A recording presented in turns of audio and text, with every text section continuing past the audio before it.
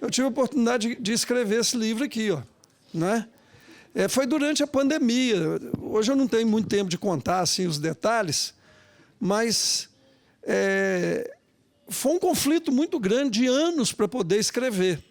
Porque eu ficava assim, para que eu vou escrever livro? Para que eu vou escrever livro? Já tem tanto livro, né? Para quê?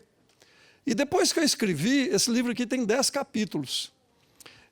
Você já leu, filha? Ainda não, né? Está lendo? Está no processo.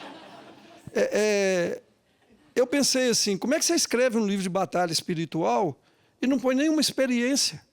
Vai ficar uma coisa muito teórica. E aí, é nesse ponto que eu quero chegar. Aqui tem 10 capítulos e tem 10 experiências. Mas eu fiquei numa crise para poder narrar essas experiências. E eu já vou contar para você por quê. Porque eu ficava pensando assim, o que esse povo vai falar, né? Eles vão achar que eu estou contando essas experiências aqui para ficar achando que eu sou isso, que eu sou aquilo, que eu sou o máximo, não é? Mas eu fui muito encorajado a fazê-lo. E as experiências que tem aqui, as pessoas são mais marcadas pelas experiências do que pelo texto, não é? E por que você está falando isso? Porque o ponto 1, o primeiro ponto do meu testemunho, e essa palavra que eu estou dando aqui para você chama ouse buscar. Ouse buscar a Deus. Eu falei lá para aqueles pastores, ouse buscar. E quando você for buscar, a primeira coisa que tem que estar no seu coração, primeira coisa, é fazer com motivação correta. Então, o primeiro ponto que eu quero deixar aqui para você é cuidado com o seu coração. Faça tudo com motivação correta. Quando eu era jovem, assim como você, que eu comecei a ter contato com o Evangelho, uma das primeiras coisas que eu aprendi com Deus é que eu deveria fazer as coisas com a motivação correta. Eu vou contar, né? Uma das experiências que tem aqui foi uma experiência que me marcou muito. Era um sábado de manhã, a gente ainda não tinha a Dani, né, minha filha, estávamos a Silvia e eu, ela dormindo e eu acordado, estava assistindo um programa evangélico. E, de repente, me veio à mente assim, liga para o Cláudio. Cláudio era o rapaz que cortava meu cabelo e que a gente estava evangelizando ele. Ele ia na igreja, ele frequentava a igreja, mas ele tinha um pezinho no mundo assim também, sabe? E eu pensei assim, mas hoje é sábado, é o dia do descanso, era o dia que eu ia para o clube jogar bola, nadar, tomar sol, né? Falei, eu não vou ligar para ele, porque eu sei que é encrenca. Mas aquela voz ficou insistindo assim, e eu resolvi ligar. E eu liguei, e o telefone tocou, e sabe o que aconteceu? Ninguém atendeu. Mas aquela voz, né, aquela impressão no meu espírito continuava. E aí eu liguei a segunda vez. E sabe o que aconteceu? Nada. Tocou e ninguém atendeu. E a terceira vez a mesma coisa, e a quarta vez a mesma coisa. E eu já estava pensando assim, acho que eu estou ficando doido. Mas lá pela quinta ou sexta vez, alguém atendeu. Era o Cláudio. E eu falei assim, é o Cláudio? Ele, quem está falando? Eu falei, é o Magide. E ele falou assim, Magide, socorro! E deu aquele barulho do telefone cair no chão. Você não chegou nessa ainda não, né? Desculpa, viu?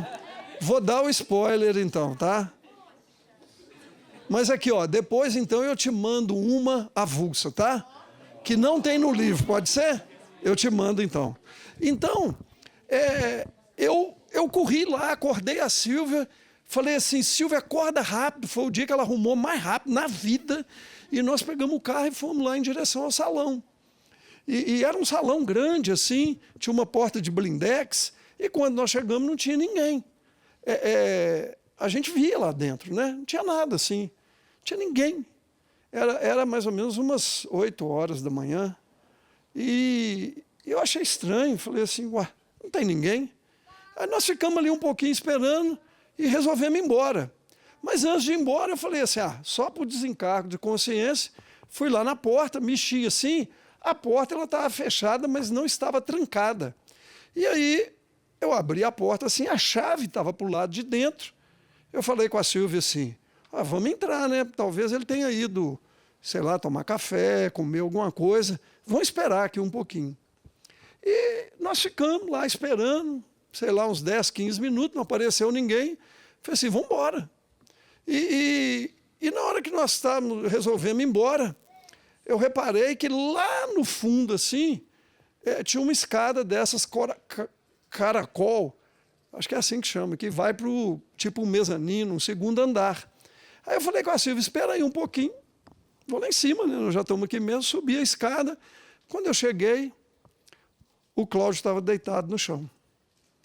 Ele estava, assim, todo bem vestido, assim, de blazer, de calça social, sapato social, bem vestido mesmo. Ele talvez estivesse numa festa, eu pensei. E aí eu ajoelhei e fui olhar, assim, cheguei perto dele. E ele estava muito esquisito, parecia assim, até que ele estava morto. Eu comecei a mexer assim com ele e mexi nos bolsos assim, e eu vi assim do lado um saquinho de plástico com um resíduo branco assim, parecendo sei lá, um talco, um pó, assim, um resíduozinho, né? Achei tudo esquisito e pensei assim, o que eu faço, né? E o Espírito Santo falou assim comigo, repreende o espírito de morte. Então eu me ajoelhei, botei a mão na cabeça dele e falei assim, espírito de morte, eu te repreendo no nome de Jesus. Aquele homem que estava deitado, parecendo morto, ele deu um pulo. Ele levantou assim, olhou para mim e falou assim, mas Gide, o que você está fazendo aqui? Eu falei, você me chamou. Ele, eu te chamei? Eu falei, você me chamou. Não, nós conversamos no telefone. Não, eu não te chamei, eu não conversei com você no telefone, não. E ficou aquela discussão, me chamou, não chamou, chamou, não chamou. Eu falei, não, tá bom. Você está bem? Ele falou, não, estou bem, estou bem.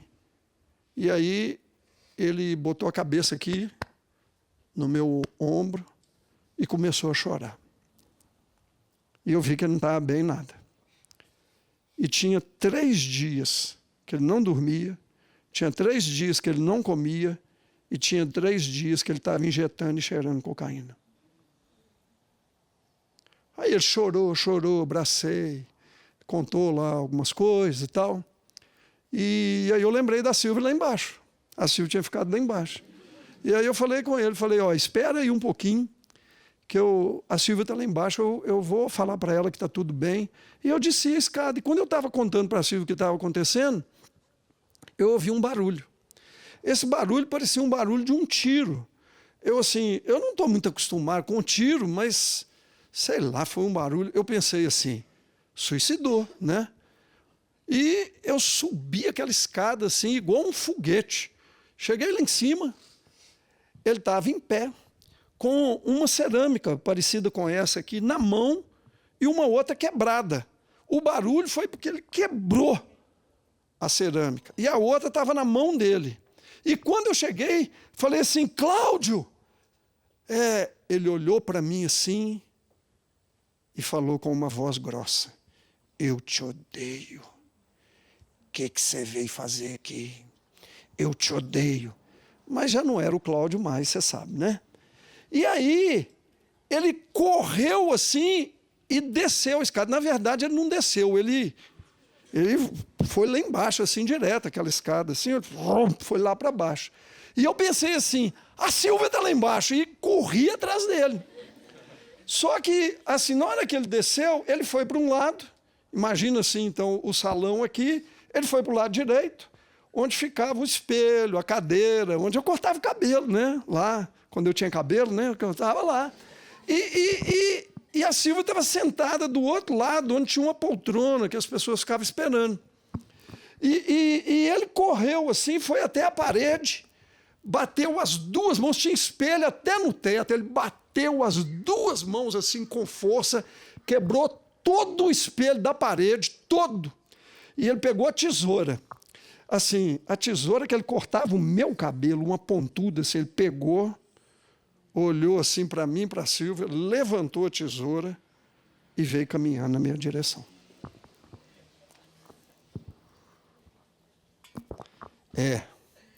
E eu estava assim, mais ou menos uma distância ali naquela parede ali, assim, ó, e ele veio andando, e eu com toda a fé do mundo, né? Olhei assim e falei, fica amarrado sem força, joga a tesoura no chão. Sabe o que aconteceu? Nada. Ele não ficou amarrado. Ele não ficou. Das outras vezes tinha dado certo, mas dessa vez não estava dando. E ele vinha assim, como se estivesse arrastando, assim, ó, sabe, com a tesoura levantada assim. E aí eu falei de novo. Já falei com você, no nome de Jesus, pega essa tesoura, joga no chão, fica amarrado sem força. Sabe o que aconteceu? Ele não ficou. E ele foi caminhando em minha direção. E eu falei a terceira vez, falei a quarta vez, e nada dele parar. E ele estava vindo em minha direção. E sabe o que aconteceu? Eu comecei a olhar para a porta. Sabe por que eu estava olhando para a porta?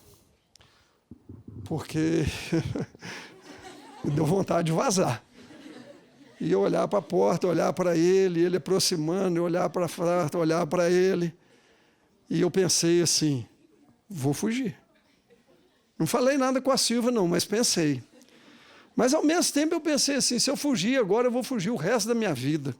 E eu resolvi exercer a fé. Né? Eu falei, no nome de Jesus, eu já falei com você. E ele veio aproximando. Sabe onde a tesoura parou? No meu pescoço. Parou aqui. Ó. Quando a tesoura chegou aqui, eu confesso para você que eu estava suando frio, mas eu estava lá firme. E aí ele pegou e jogou a tesoura no chão. Botou as mãos para trás assim. E aí a gente começou ali o processo de libertação. Ele caiu no chão, o chão era de carpete, ele começou a morder o carpete, aqui assim entre os dentes dele começou a ficar cheio de fiapo, e a gente ali, né, mandando fogo naquele demônio e tal. Posso fazer um parênteses nessa história? Pode, filha? Por favor? Porque a história está assim, muito tensa, então vou fazer um parênteses, tá? Então, quando ele estava no chão, assim, todo retorcendo, assim, com as mãos para trás, debatendo, assim, eu olho para a porta de blindex, aparece um cara. Era o cliente das 9 horas. E ele, do lado de fora, ele olhava para mim, para a Silvia, e olhava para o cabeleireiro dele no chão. E ele olhava. Aí eu fiquei olhando para ele e pensei assim, o que eu faço, né? E aí fiz assim para ele. E ele resolveu entrar. Então ele entrou e ele chegou perto. E não muito perto, né? Porque ele assustou ao ver o Cláudio ali daquele jeito. E aí ele falava assim, ele olhava para mim, para a Silvia, olhava para o Cláudio, olhava. Aí ele virou e falou assim, o Cláudio vai atender hoje?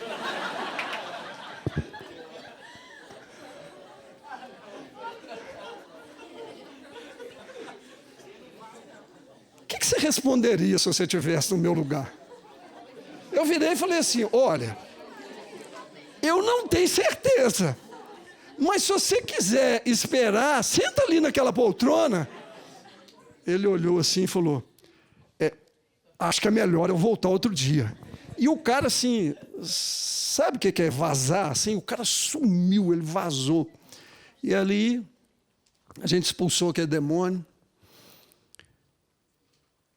A gente orou e ministrou na vida do Cláudio. E o meu jogo de futebol, meu clube, foi para o espaço, porque eu devo ter saído de lá, sei lá que hora. Naquele dia não atendeu ninguém, né? E a gente ficou ali cuidando, ministrando. E depois eu levei ele para uma casa de uma família que era amiga, era lá da igreja, cuidava dele, ajudava ele, né? E quando eu estava indo embora para casa, o Espírito Santo falou assim comigo, ele ia morrer hoje. Ele ia morrer hoje. Essa experiência está aqui no livro. Depois eu te dou uma avulsa, tá? Mas eu tinha muito conflito de ficar contando, como eu tenho aqui. Porque as pessoas ficam falando assim, nossa, cara, né? Eu não estou contando para exaltar. Eu estou contando porque o primeiro ponto aqui da minha palavra para você é sobre motivação correta. Por que você faz o que você faz? O tempo todo eu tenho que estar me perguntando. Meu primeiro ministério numa igreja foi dar aula para adolescente, para uma turma assim como vocês. Tinha gente de 13 até 18 anos. E eu falei com Deus, falei, Deus, eu quero te servir em qualquer circunstância, em qualquer momento. O que vier às minhas mãos, eu vou fazer. E aí, teve um dia que teve um feriado prolongado. Minha turma tinha uns 20, 25 meninos. E eu estava todo entusiasmado, estudava Bíblia para ministrar e tal. E estava achando assim o máximo. Mas teve um feriado prolongado que eu cheguei mais cedo, 10 minutos antes, só tinha um menino. Chegou o horário, só tinha ele. 10 minutos depois, só tinha ele. 15 minutos depois, só tinha ele. Então eu pensei assim, vamos embora, né? Vou dar aula só para um. Pensei assim comigo, né? E eu já fui assim para falar com ele que naquele dia não ia ter aula. E aí, né, o Espírito Santo falou assim comigo, ué, mas você só ministra para muita gente? Um só não vale a pena? Ele não tem valor?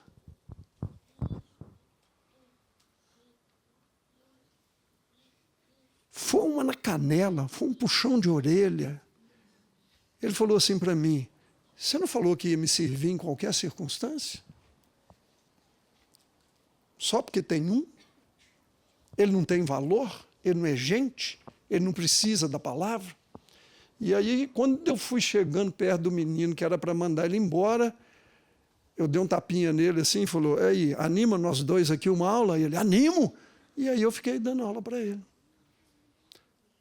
O que Deus estava trabalhando?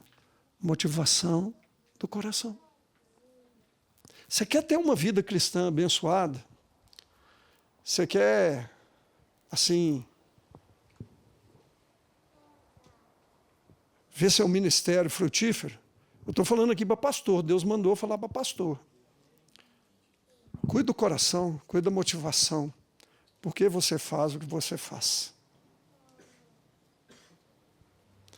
Um dia eu saí daqui de um culto de quinta-feira, eu fiquei à frente do culto de quinta-feira aqui muitos anos, e duas jovenzinhas assim, tinham uns 15, 16 anos, elas viraram assim para mim, falaram, uma delas virou e falou assim, Magide, você é muito sinistro.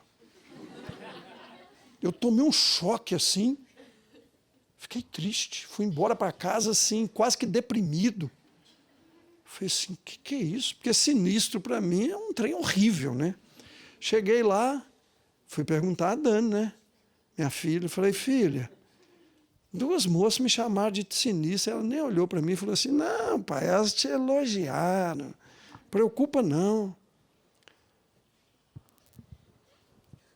Por que você faz o que você faz? Você faz para receber elogio? Você faz porque você quer se sobressair? Então, vou contar uma história. A Bíblia diz assim, 1 Samuel 16, 7. Primeiro que eu vou ler. O Senhor, contudo, disse a Samuel, não considere sua aparência nem sua altura, pois eu o rejeitei. O Senhor não vê como vê o homem olha a aparência, mas o Senhor vê o coração. Está lembrado dessa história? Então, deixa aqui rapidão, preciso te falar uma coisa aqui. Deus havia rejeitado Saul como rei, e ele queria levantar um novo rei. E ele fala assim com Samuel, vai lá na casa de Jessé. E Samuel vai, e ele leva lá o chifre cheio de azeite para ungir o novo rei. E quando ele chega, ele explica a Jessé o que é, eu vou resumir aqui, né? E os filhos de Jessé vêm. E Jessé tinha 7 filhos. 7 ou 8, agora fiquei na dúvida. Estou na dúvida, mas vamos dizer que seja 8. Então vieram 7. Aí, quando veio o primeiro, Eliabe, ele olhou assim para ele, já foi pegando o chifre para ungir. E quando ele estava assim, já para derramar o óleo, Deus falou: para! Não faça isso. E ele assustou. E Deus falou para ele esse texto que eu acabei de falar para você. Deus falou assim: olha, Deus não vê como vê o homem. O homem olha o exterior, o homem olha a aparência, mas eu, o Senhor, olho o coração. E aí, ele falou: então vem o segundo. E Deus falou: não é. E o terceiro, não é. E o quarto, não é. E o quinto, não é. E o sexto, não é. E o sétimo, não é. Agora estou em dúvida se eram 7 ou 8 filhos, tá? Eram 8, então lembrei-se. E aí ele vira para Jessé e fala assim: você não tem mais filho? Aí ele fala assim: eu tenho o caçulinha, meu adolescente, está lá cuidando das ovelhas. E Samuel fala assim: chama ele, porque a gente não vai começar enquanto ele não chegar. E a Bíblia não fala isso, mas eu gosto de pensar isso. Que eles estavam numa sala assim fechada, então estava o Jessé com a esposa e os 7 filhos, e todo mundo esperando Davi. E aqueles assim: nesse menino, ele não vem, menino demorado, que não sei o que. E eu gosto de imaginar ele assim, ele chegando aqui, abrindo a porta, né, abriu a porta e entrou. Na hora que ele entrou, Deus falou com Samuel: é esse, pode ungir. E em Atos 7, Deus fala por que ele escolheu Davi. Ele fala assim: escolhi a Davi, homem segundo o meu, que fará toda a minha vontade. Meninos, eu vou falar uma coisa para vocês. Meninos, carinhosamente, tá? Vou falar uma coisa para vocês. Para mim, essa história foi a maior libertação que eu já experimentei na minha vida. De entender que quando Deus olha para mim, Ele não está olhando se eu sou alto ou baixo, se a minha pele é branca ou negra, se eu sou rico ou se eu sou pobre, se eu moro na Zona Sul, se eu moro na Zona Norte, se o meu olho é castanho comum ou azul sueco. Deus não olha essas coisas. Eu tinha tanto problema de rejeição. Eu lidei minha adolescência inteira com problema de rejeição. Eu passei por situações de rejeição terríveis. Machucou e assim, me influenciou negativamente minha vida inteira, até eu encontrar Jesus. E conhecer isso aqui. E entender que Deus olha coração. Isso é libertador.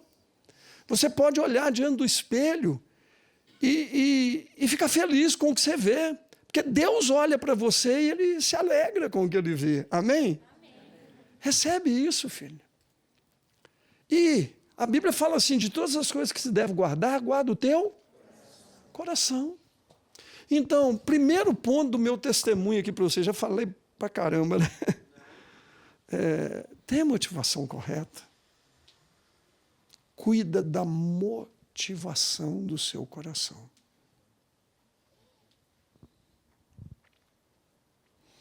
Eu já preguei para 5.000 pessoas. Eu já prego para 1.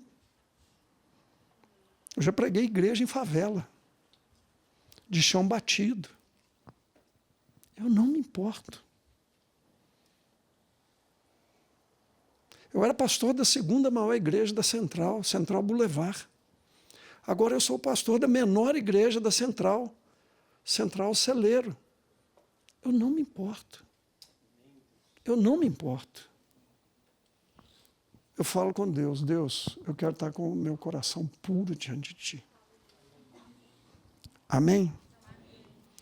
Na semana do lançamento do livro, aquela voz infernal do capeta começou a falar no meu ouvido assim: agora vai ser vendedor de livro. Só vai ficar pregando para vender livro. E não sei o quê, não sei o quê. Sabe o que eu fiz? Falei, Satanás, cala a sua boca. Procurei lá o pessoal da administração da igreja e falei assim, eu estou doando o livro para a igreja. Sabe quanto que eu ganho com cada volume que é vendido? Nada, zero. Não sei nem quantos livros venderam. Eu levo para vender, às vezes eu chego a comprar livro. Eu compro meu livro. Mas para o quê? É porque eu quero estar com o meu coração puro, entendeu? Amém? Segundo, quero dar um testemunho para você. Responda a palavra de Deus. A palavra de Deus, ela é viva. Olha o que fala em Jeremias 23, 29. Não é a minha palavra como fogo. Como fogo. Pergunta o Senhor. E como um martelo que despedaça a rocha. Então, eu desde cedo, eu resolvi levar a palavra de Deus a sério. A Bíblia diz que a palavra de Deus é como fogo. A Bíblia diz que a palavra de Deus é como um martelo que esmiuça a penha, a rocha. Rocha é muito difícil de quebrar, mas a palavra de Deus quebra. Então, lembra disso. Exercita a sua fé, usa a palavra de Deus, construa uma base sólida de palavra. Crente precisa conhecer a palavra, crente precisa aplicar a palavra. Eu não vim aqui para ficar falando de gerações, minha geração era assim, não é nada disso, mas eu quero dizer para você o seguinte, na minha época a gente não tinha os recursos que tem hoje. Hoje tem muito recurso e as pessoas estão muito rasas, então aproveite os recursos que existem. E use a palavra, creia na palavra. A Bíblia diz que o justo vive pela fé. Fé na palavra. A fé vem por ouvir e ouvir a palavra de Deus.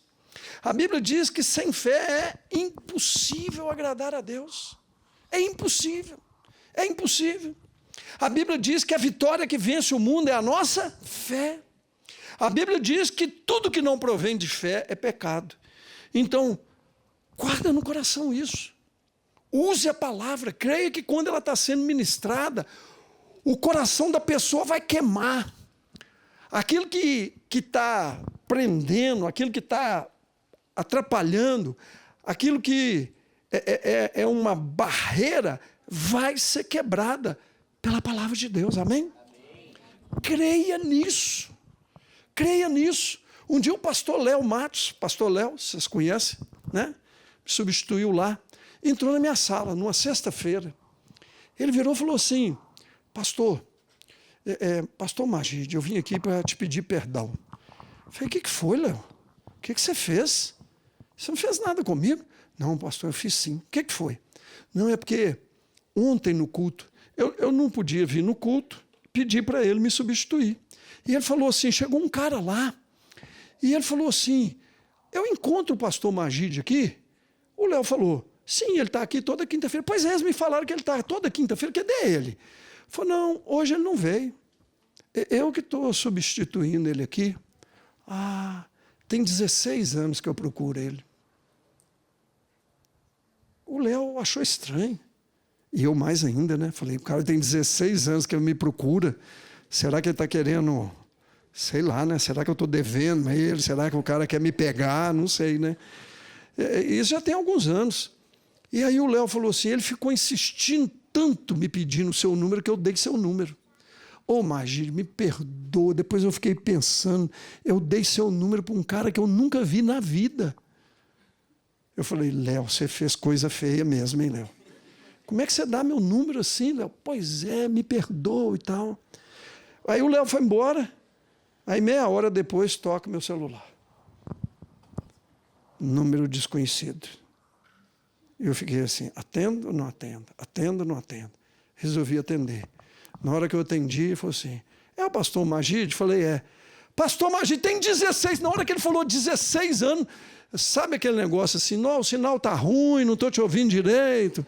me deu vontade de falar isso, mas eu, assim, resolvi ouvir o cara. O cara falou assim, tem 16 anos que eu te procuro, que o Espírito Santo me incomoda para te contar uma coisa. Aí eu fiquei um pouco mais aliviado. Ele falou assim, há 16 anos atrás, eu morava em Sete Lagoas. No sábado, eu falei para minha esposa que eu ia sair de casa, que eu não queria ela mais. Falei para os meus filhos que eu estava indo embora. Rompi, tinha decidido entrar para a maçonaria. Minha vida estava um caco. Larguei tudo e vim embora para Belo Horizonte, porque minha família mora em Belo Horizonte.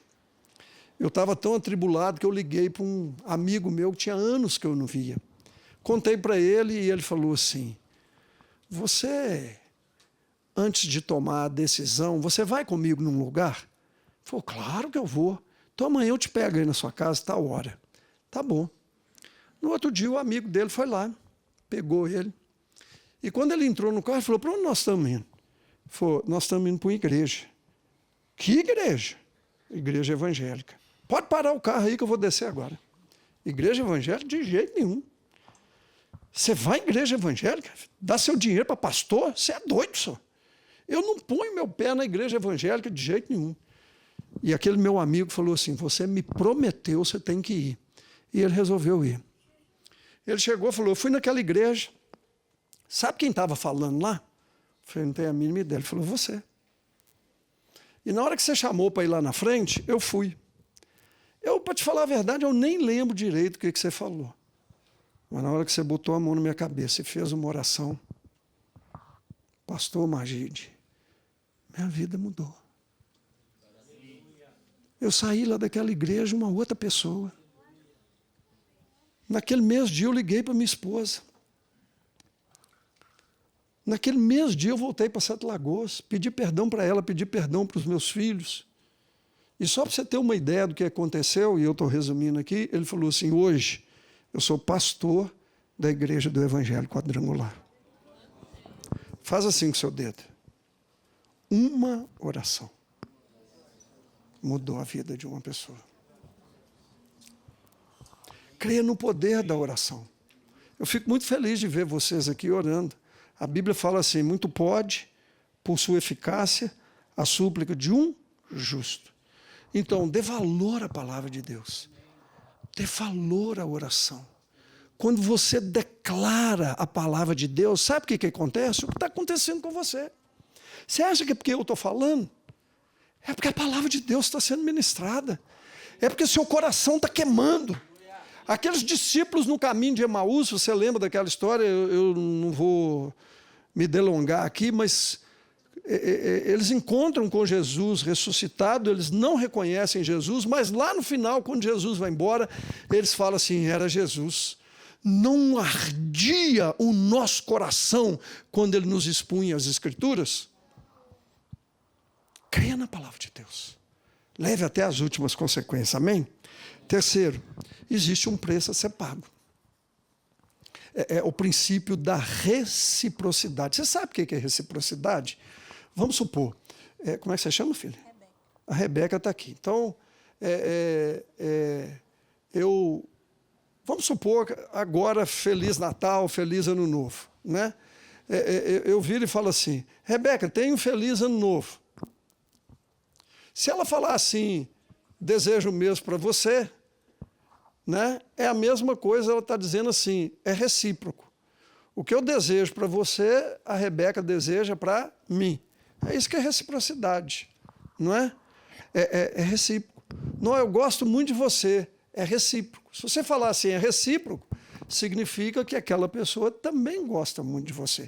Rebeca, eu gosto muito de você. Aí a Rebeca fala assim, é recíproco. Significa que a Rebeca também gosta de mim. Né? É recíproco. É o princípio da reciprocidade. Eu preciso falar duas coisas para você aqui. Primeiro, Deus ele não faz acepção de pessoas. Deus ama a todos da mesma maneira. E não há nada que você possa fazer que vai aumentar ou diminuir o amor de Deus por você. Amém? Isso é um fundamento da nossa fé, isso é verdade. Mas a segunda coisa que eu quero te falar é: Deus não faz acepção de pessoas, mas Ele faz acepção de atitude. Ele faz acepção de atitude. Então, a lei da reciprocidade diz assim: aproximem-se de Deus e Ele se aproximará de você. Ok? 1 Samuel 2,30 fala assim, eu li para você Tiago 4,8 agora. 1 Samuel 2,30, agora o Senhor declara: longe de mim tal coisa, honrarei aqueles que me honrarem, mas aqueles que me desprezarem serão tratados com desprezo. Princípio da reciprocidade. Quer receber de Deus, filho? Busque a Deus. Olha para mim, ouse buscar a Deus. Sabe por que Davi enfrentou e matou o gigante? As pessoas muitas vezes não se dão conta disso. Ele era um jovem, ele não tinha preparo, mas quando ele vai falar para Saul que ele podia enfrentar o gigante, porque os soldados, os verdadeiros soldados que tinham treinamento, estavam todos tremendo de medo, lembra? Todos, a Bíblia fala que todos, por 40 dias, Golias debochou de todos eles. E aí Davi apareceu, e Davi falou com Saul: eu enfrento ele. Eu enfrento. Saul vira para ele e fala: mas você não tem preparo. Você é um menino. Você está no comecinho aí. Aí ele fala o segredo dele. Ele fala assim: o rei não sabe, mas eu já matei um leão e um urso. Quando eles foram pegar as ovelhas, ele defendeu as ovelhas matando um leão e um urso. Eu não sei se você sabe, mas o urso é um dos animais mais ferozes que tem. Matar o urso não é fácil, não. Ninguém sabia. Ninguém sabia. Porque Davi tinha uma vida em secreto. E a vida em secreto capacitou ele a ter uma vida em público. Amém? Ouse buscar a Deus. Ouse buscar. 4. Por que eu preciso buscar? Por que eu preciso de unção? Por que eu preciso dessas coisas? A Bíblia diz assim: se o machado está cego, Eclesiastes 10, e sua lâmina não for afiada, é preciso golpear com mais força. Já usou faca que não tem corte? Você vai cortar uma carne, você fica lá meia hora e não corta. No final você fica até cansado. Mas se a faca está amolada, você faz só assim, ó, corta tudo. A Bíblia está dizendo que se o machado for afiado, você corta madeira com muito menos força. Isso é uma alusão a uma vida cheia do Espírito. Jesus falou assim: esperem em Jerusalém até que do alto sejais revestidos de poder. Espera. Porque não começa nada sem poder. Foi Jesus que falou. Nós precisamos disso. Você e eu precisamos disso. Precisamos de quê? Da unção de Deus, do poder de Deus. E eu entendi isso. E você também entende isso. E 5, e último, o valor da experiência. Paulo só foi o que ele foi, ele só fez o que ele fez, porque ele teve uma experiência marcante com Jesus quando ele estava indo para Damasco. Ele teve uma experiência que mudou a vida dele. Noé só fez o que ele fez, construir aquela arca, porque ele teve uma experiência com Deus. Crente precisa ter experiência com Deus. A experiência, ela fortalece a nossa fé. Elas marcam a nossa vida quando a gente recebe algo. Crente não vive só de experiência, mas a gente precisa ter experiência. Está me entendendo, filho? Amém? Amém. Amém. Glória a Deus. Eu vou contar para vocês mais umas experiências assim boas, né?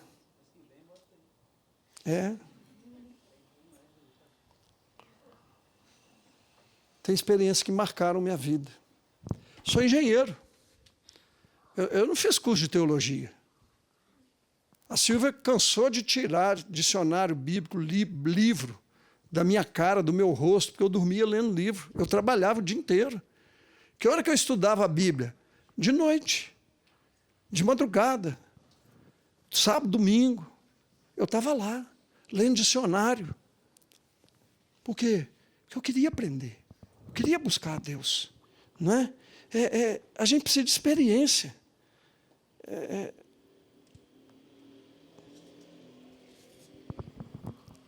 Teve uma mulher, uma vez lá na Boulevard, ela chegou e falou assim, terminou o culto, ela veio em minha direção e falou assim, pastor,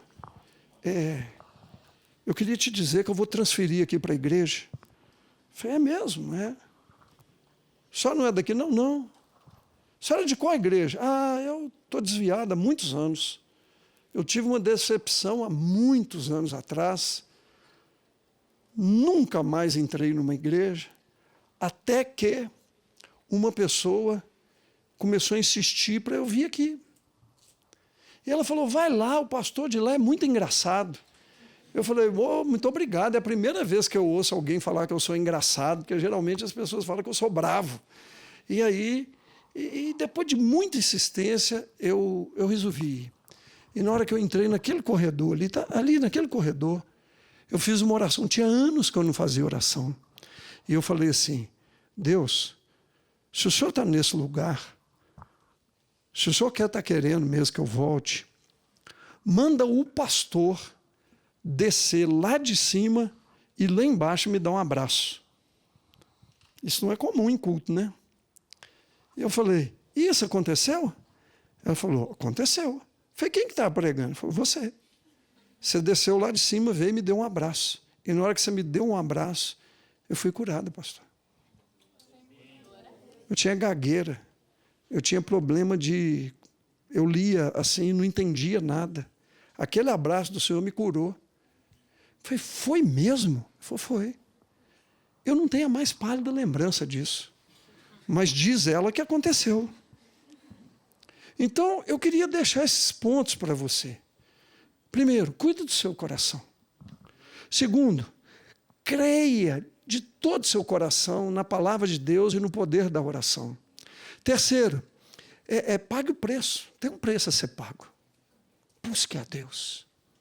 Busque a Deus. Honre a Deus. Queira a Deus. E o último, receba unção de Deus. Poder de Deus. E eu quero terminar dizendo... E experiência, né? Quinto, experiência. Então, eu não sei se você sabe, mas Davi foi ungido 3 vezes. Essa que eu contei de Samuel foi uma delas. Eu não sei se você sabe, mas Eliseu recebeu porção dobrada. Se você contar os milagres que Eliseu fez, são o dobro dos que Elias fez, registrado na Bíblia. Mas ele pediu porção dobrada por quê? Porque ele queria aparecer mais? Não. É porque ele precisava. Para o ministério dele, ele precisava de porção dobrada.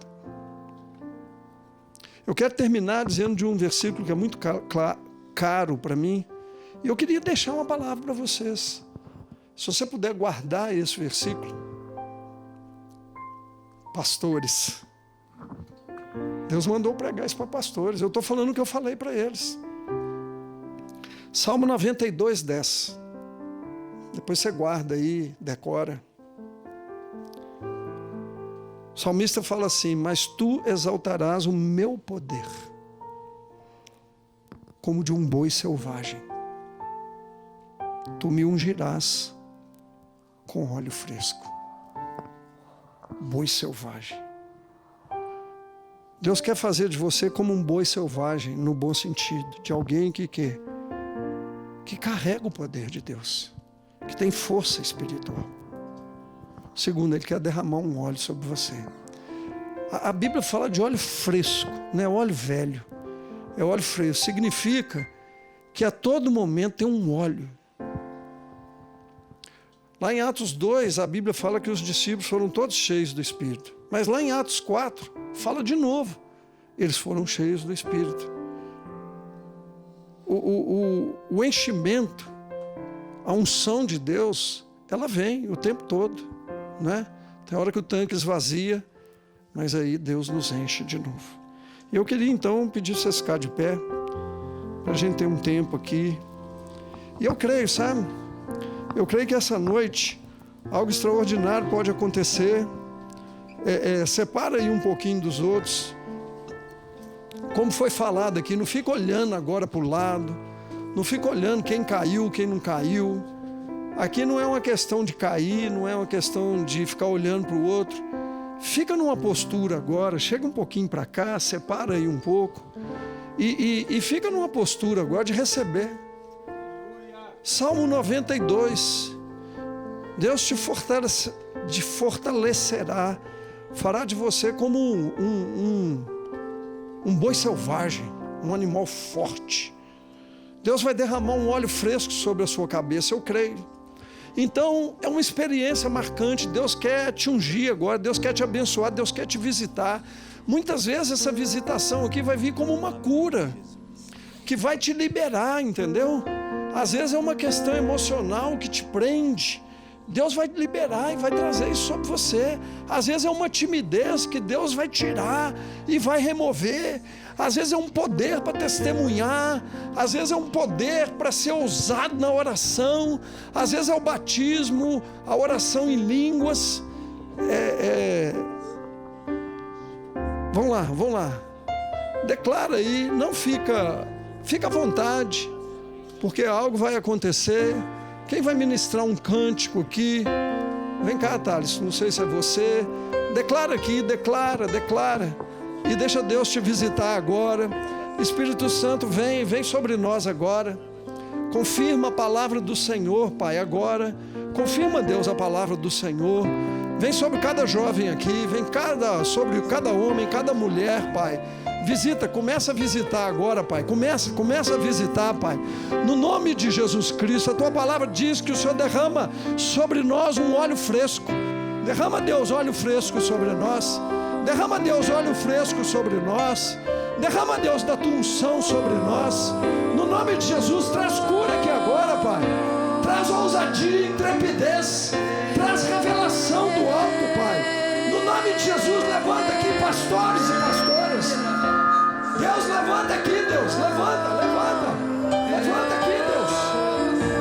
Músicos, profetas, pessoas que vão profetizar com a música. No nome de Jesus Cristo, Pai. No nome de Jesus, faz isso por nós aqui. Faz isso por nós.